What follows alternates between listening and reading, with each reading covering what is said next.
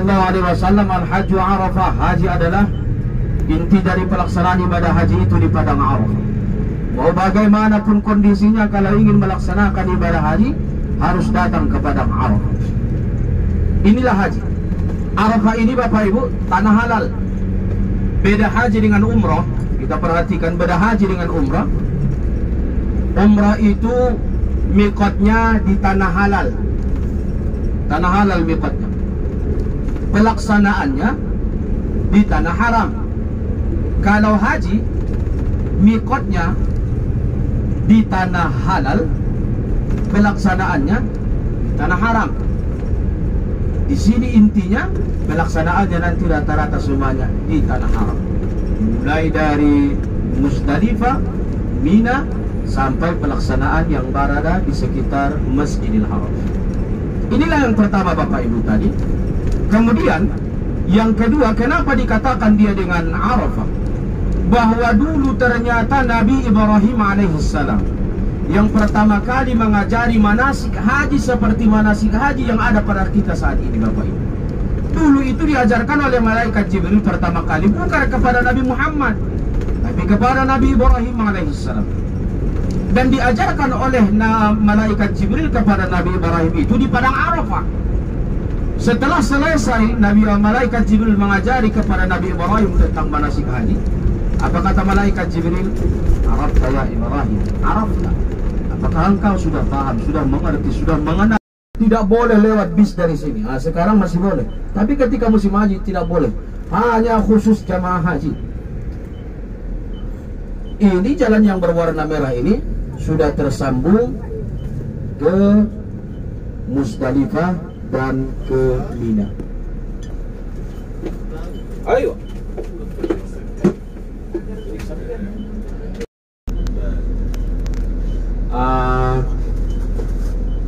Kita perhatikan sebentar lagi di depan. Sebelah sudah kelihatan, sebelah kiri kita. Di jalan yang berwarna merah ini ada tugu. Kelihatan? Itu tugu Jabal Rahmah. Nah, itulah Jabal Rahmah itu. Ibu nggak kelihatan, dihalangi oleh ini Bu. Nah, ini saya yang ini, dinding yang ini. Tidak Bang? Hah? Mana?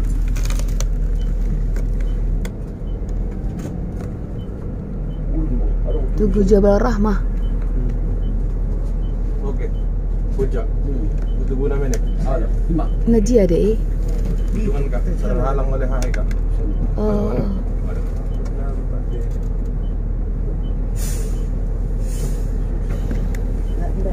Jadi wajib putar. Dia bisa. Malaikat Jibril mengajari Nabi Ibrahim manasik haji. Nah, ini bersih.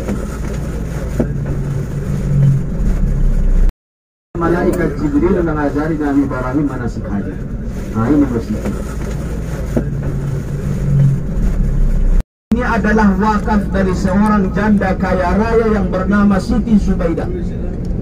Siapa Siti Zubaidah ini? Adalah istrinya Khalifah Harun al-Rashid. Beliau dulu datang dari Irak melaksanakan ibadah haji ke kota Makkah al-Mukarramah. Dan berkebetulan ketika itu di kota Makkah sedang mengalami.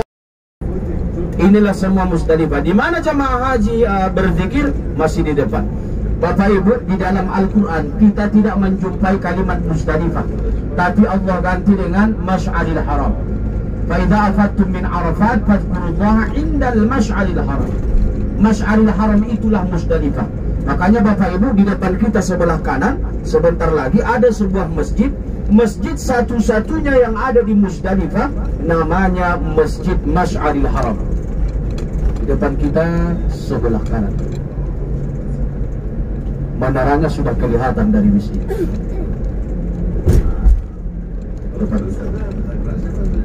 Jadi ini semuanya Bapak Ibu adalah tempat jamaah haji berzikir. Nah, ini masjidnya. Ini hanya dibuka ketika musim haji saja. 1 bulan dibuka dalam setahun. Nah, ini masjid.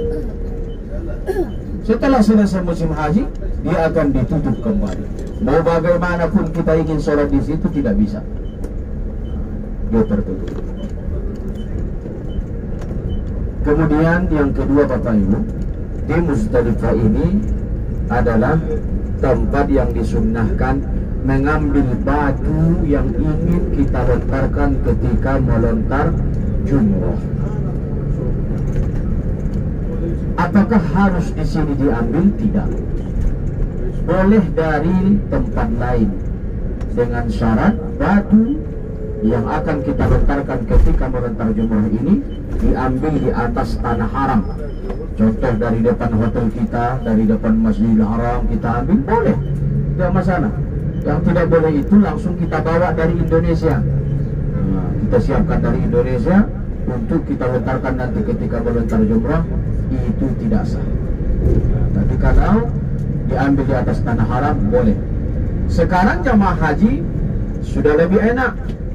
Dulu barangkali yang haji 5 tahun, 10 tahun yang lalu masih mengambil sendiri. Sekarang tidak. Tahun 2018-19 itu sudah disiapkan, sudah langsung pakai kantong. Disiapkan oleh pihak muassasah, lengkap dengan jumlah batu yang akan kita lontarkan. Kita hanya tinggal memasukkan ke dalam tas. Makanya kita lihat Bapak Ibu, sebelah kiri dan kanan kita banyak batu kerikil kecil yang memang ini disiapkan untuk jamaah haji. Kalau jamaah yang tidak dikoordinir oleh negaranya, tidak pakai bis, berjalan kaki, maka mereka mengambil batunya di sini Bapak Ibu. Muzdalifah. Kemudian sebentar lagi Bapak Ibu, di depan kita akan memasuki Mina Jadid. Mina Jadid ini adalah tenda untuk mabit di Mina yang dibangun di atas tanah Muzdalifah. Karena di Mina tidak mampu lagi menampung tenda-tenda jamaah haji, maka diperbesar, diperluaslah ke tanah Muzdalifah. Maka dikatakan dia Mina Jadid atau Mina yang baru. Dalam kalimat bahasa Arab, Mina Jadid artinya Mina yang baru. Inilah Mina Jadid Bapak Ibu. Di depan kita sudah kelihatan tendanya. Insya Allah menurut kabar dari di tahun 2019 disinilah pemondokan jamaah haji Indonesia yang berasal dari Mandailing Natal atau Sumatera Utara. Tahun ini pun kabarnya dari Papua sebagai pemimpin jamaah haji dari Mandailing Natal juga akan diinapkan di sini. Inilah Mina Jadid. 7 kilo sekali berangkat ke tempat pelontaran, pulang balik 14 kilo satu hari. Tadi 4 hari. 14 kilo sehari selama 4 hari berturut-turut berjalan kaki. Luar biasa. Memang jamaah ibadah haji ini adalah ibadah fisik. Ibadah haji ini nggak main-main. Luar biasa. Kalau bukan karena pertolongan Allah Subhanahu wa Ta'ala, jamaah haji yang diberangkatkan umur 60-65 ke atas sulit rasanya bisa melaksanakan pelaksanaan ibadah haji dengan sendiri tanpa pertolongan Allah. Tapi alhamdulillah banyak keajaiban yang Allah tunjukkan. Kalau Allah sudah berkehendak, yang umur 70 tahun, umur 80 tahun berjalan 14 kilo setiap hari pun mampu, sanggup Allah buat. Luar biasa. Kemudian di depan kita di atas Bapak Ibu, ini adalah rel kereta api, kereta cepat yang menghubungkan dari Padang Arafah kemudian ke Muzdalifah sampai ke Mina. Nah, itu saja rutenya. Kemudian kembali lagi dari Mina, Muzdalifah ke Padang Arafah. Ini berfungsi dari tahun 2012, yang diresmikan oleh Raja Abdullah pada saat itu. Dan ini juga kereta cepat ini hanya berfungsi ketika musim haji saja. Selebihnya tidak dipakai.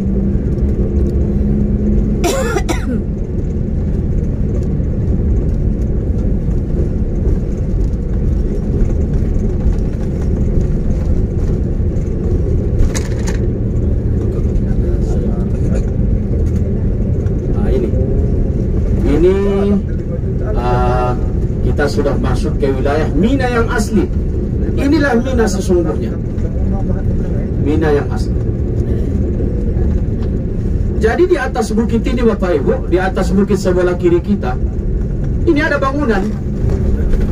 Untuk siapa ini bangunan, siapa ini? Ini adalah bagian dari kerajaan. Kalau tamu undangan raja untuk melaksanakan haji, mereka mabitnya di atas. luar biasa. Kita panas-panasan di bawah, mereka di atas, luar biasa.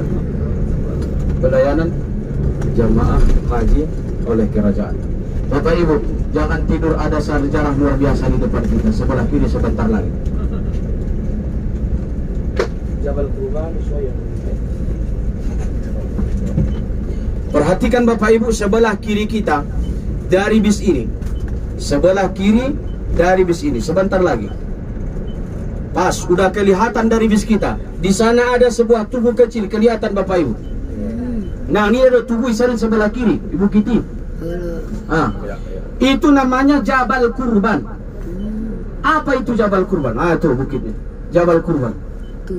Disitulah dulu Nabi Ibrahim alaihissalam ingin menyembelih anaknya Nabi Ismail, yang menjadi asal muasal kepada kita beribadah kurban. Ini nang lagi jadi nang ulang percerituan. Jabal Kurban. Kelas sorry.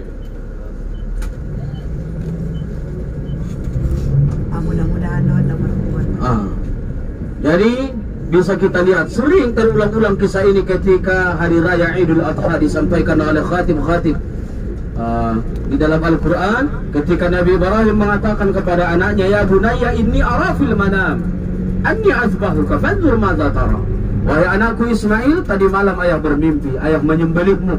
Bagaimana kira-kira pendapatmu wahai anakku sayang? Kata Nabi Ibrahim kepada Nabi Ismail. Dengan ketakwaan yang luar biasa, Ismail menjawab, ya abati if'al ma tu'mar. Wahai ayahku, lakukan apa yang Allah perintahkan, lakukan. Maka disitulah Bapak Ibu, Nabi Ismail berbaring dan Nabi Ibrahim memegang pisau untuk menyembelih anaknya secara langsung sebagai pembuktian ketakwaan mereka kepada Allah Subhanahu wa Ta'ala, yang kemudian Allah ganti dengan seekor kibas dan menjadi syariat kepada kita sebagai ibadah kurban. Maka kurban itu adalah syariat Nabi Ibrahim yang masih kita pakai pada saat ini. Luar biasa. Nabi Ibrahim, satu-satunya syariat Nabi yang dipakai oleh Nabi Muhammad. Nabi-Nabi sebelumnya hanyalah Nabi Ibrahim alaihissalam. Syariat Nabi Adam tidak ada dipakai oleh Nabi Muhammad. Syariat Nabi Idris tidak ada. Yang ada hanya syariat Nabi Ibrahim alaihissalam. Salah satunya adalah ibadah kurban. Bapak Ibu, di depan kita sebentar lagi akan kelihatan. Dari sini pun sudah kelihatan tempat melontar jumroh Jamarot. Di depan ada bangunan bertingkat 3, nampak seperti parkir. Seperti bangunan parkir tidak pakai dinding.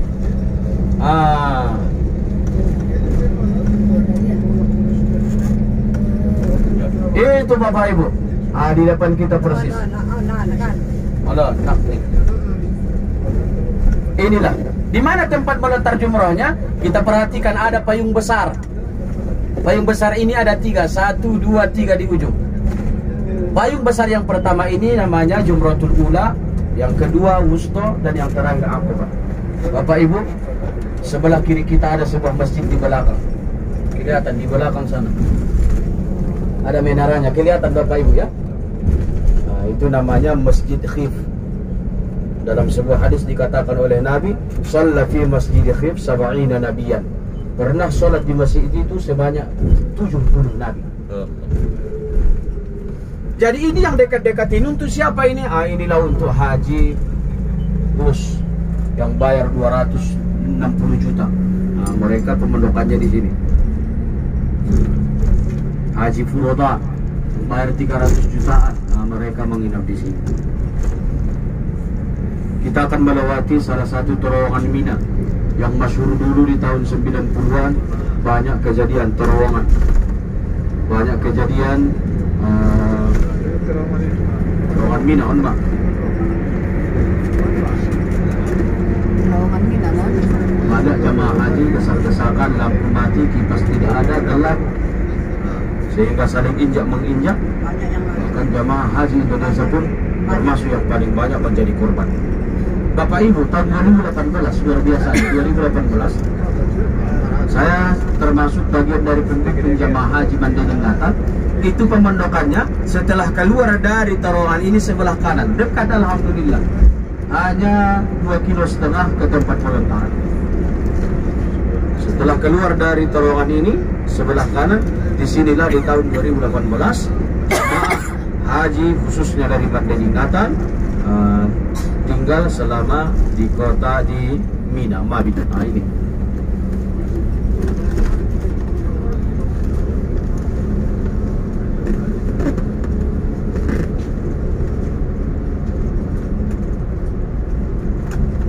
Baik Bapak Ibu yang dimuliakan Allah Subhanahu wa taala, selanjutnya ini kita akan menuju Masjid Ji'rana untuk pengambilan miqat. Insyaallah nanti setelah sampai di sana, untuk bapak-bapak dan ibu-ibu, saya perlu kami ingatkan kalau ingin mengumrahkan orang lain, siapkan namanya. Pertama, namanya dan nama orang tuanya. Satu. Yang kedua, yang paling penting, kalau rasanya tidak mampu melaksanakan ibadah umrah, jangan berniat. Kalau sudah berniat tidak bisa dibatalkan. Kalau Bapak Ibu mau membatalkan, bayar 350 real untuk menyembelih 1 ekor kambing. Karena harus ditanya dulu benar-benar ini, siap nggak ini? Ini lebih hebat perjuangannya dibanding umrah pertama. Umrah pertama kita umrahnya malam, nggak panas. Ini panas, ini jam 2 nanti kita umrah. Di bawah terik matahari, padat-padatan, macet di depan Ka'bah. Perjuangannya lebih besar. Tentunya kalau kita mampu, pahalanya pun lebih besar. Semakin hebat cobaan satu ibadah, maka pahalanya pun semakin besar. Allah mulia. Tanya dulu benar-benar. Kalau memang sudah siap, ayo nanti di Masjid Ji'rana kita gantikan ihram sama-sama, kemudian melaksanakan sholat sunnat ihram. Bagi yang masih punya wudhu, langsung ke masjid sholat sunnat ihram. Langsung sholat sunnat ihram. Nanti kita berniat sama-sama di bis. Bagaimana niatnya untuk mengumrahkan orang lain, kami bimbing Bapak Ibu, nggak usah khawatir. Nanti kami ajarkan di sini niatnya. So, kita umrah sama-sama. Yang boleh diumrahkan cuma 1 orang aja. 1 orang.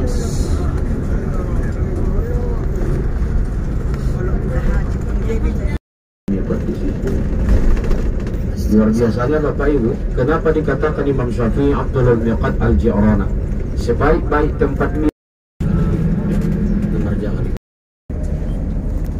Nampak? Nampak. Orang mendaki. Kalau ini dari bawah sampai ke bawah, ke guanya sudah pakai anak tangga. Cuma 40 menit nyampe di atas. Paling puncak di ujung. Sampai di atas sana masih kelihatan orang putih-putih.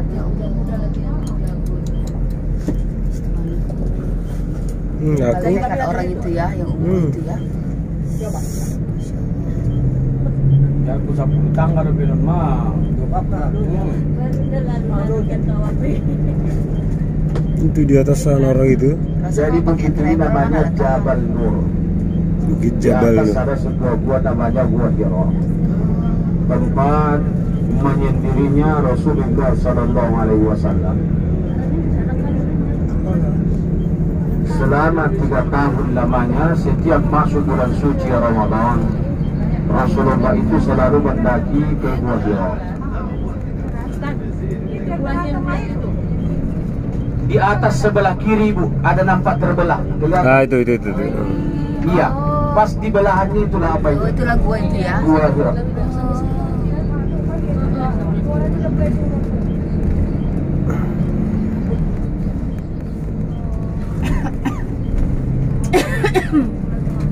Sampai di umur 40 di bulan Ramadan, Rasulullah Sallallahu Alaihi Wasallam menerima wahyu yang pertama yang dibawakan oleh malaikat Jibril, yaitu surah Al-A'la ayat 1 sampai 5. Jadi Bapak Ibu, luar biasa. Ketika Rasulullah itu setiap tahun selama 3 tahun berturut-turut, sebulan Ramadan penuh Nabi mendaki di atas Pemakaman masyarakat Makkah. Oh, rapi ya. Berarti itu betul pemakaman.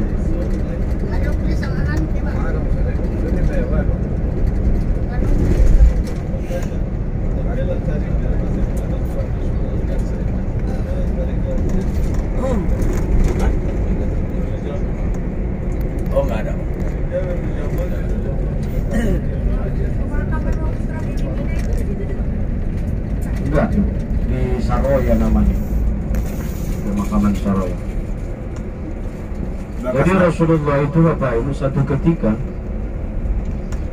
itulah kenapa Nabi setelah meninggalnya Khadijah tidak sedikit pun niat Nabi untuk menikah yang kedua kali di awal, saking sayangnya kepada Khadijah. Di dalam sebuah hadis Nabi menceritakan betapa hebatnya pelayanan Siti Khadijah. Salah satunya saja Bapak Ibu yang barangkali kita sendiri sulit untuk kita contoh. Perbuatannya ringan, tapi barangkali sangat sulit. Apa kata Rasulullah? Khadijah itu kebiasaannya selama kami berumah tangga 25 tahun, kata Rasulullah, saya tidak pernah disambut oleh Khadijah dalam keadaan duduk. Khadijah itu selalu menyambut saya dalam keadaan berdiri, kata Rasulullah. Ini luar biasa. Ada banyak HP itu ya? Nah, kalau kita Pak, kadang suaminya pulang Jumat saja, Assalamualaikum, Waalaikumsalam, masuk, nggak dikunci. Bukannya berdiri, tapi asik nonton, nggak dikunci, katanya. Ini luar biasa. Itu cewek zaman now. Khadijah Pak, luar biasanya. Kata Rasulullah, kalaulah kita pernah mendengarkan ini, contoh pertamanya adalah Khadijah. Apa kata Rasulullah? Khadijah ini tidak akan pernah mau keluar dari rumah kalau tidak dapat izin dari saya, kata Nabi. Minta izin, dan minta izinnya belum tentu langsung keluar, harus dapat izin dulu. Inilah Khadijah itu. Jadi kalau sekarang, apalagi istri-istri muda sekarang, emak-emak zaman now, enggak, Jangan pakai istri muda sekarang. Berarti ada istri tua kita. bukan maksudnya yang masih muda-muda yang baru-baru menikah. Enggak di rumah istrinya, dia malah senang karena nggak ada yang ngatur.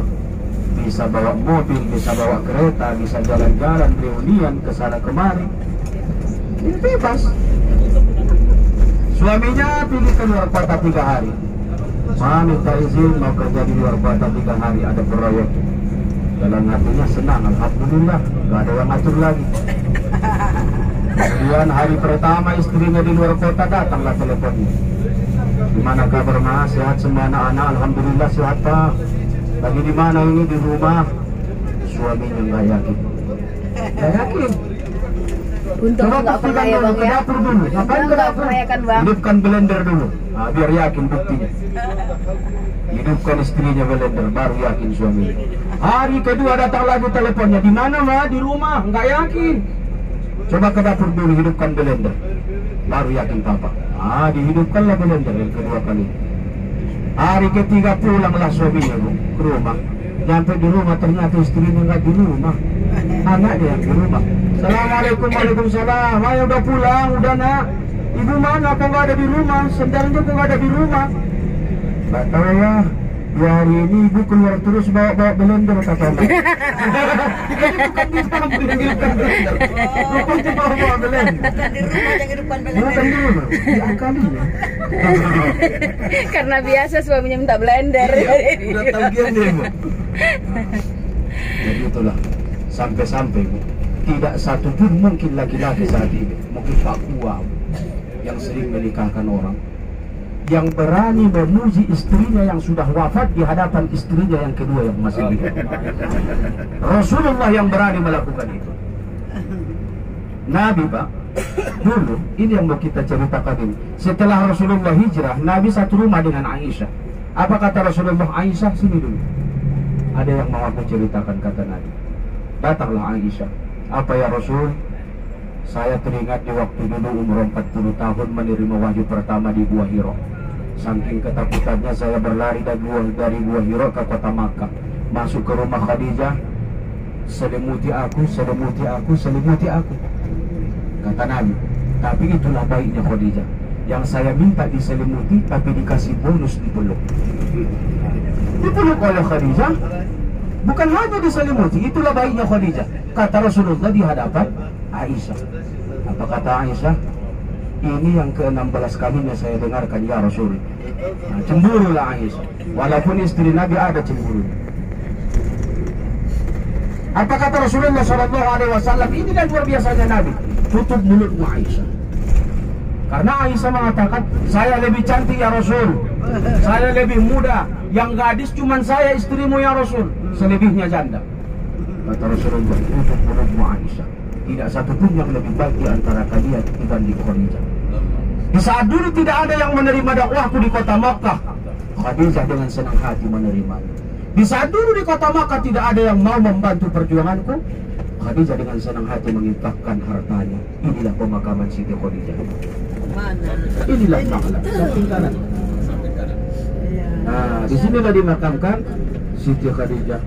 Kemudian Syekh Yasin Al-Fadani, Ki Haji Maimun Zubair yang baru wafat, Syekh Nawawi Al-Bantani. Sini kuburannya. Ini Masjid Jin. Di depan kita ini. Depan ini, Bu. Nih, Masjid Jin. Masjid Jin. Ini Masjid Jin. Minikon. Ya, Pak. Sebelah kanan ini.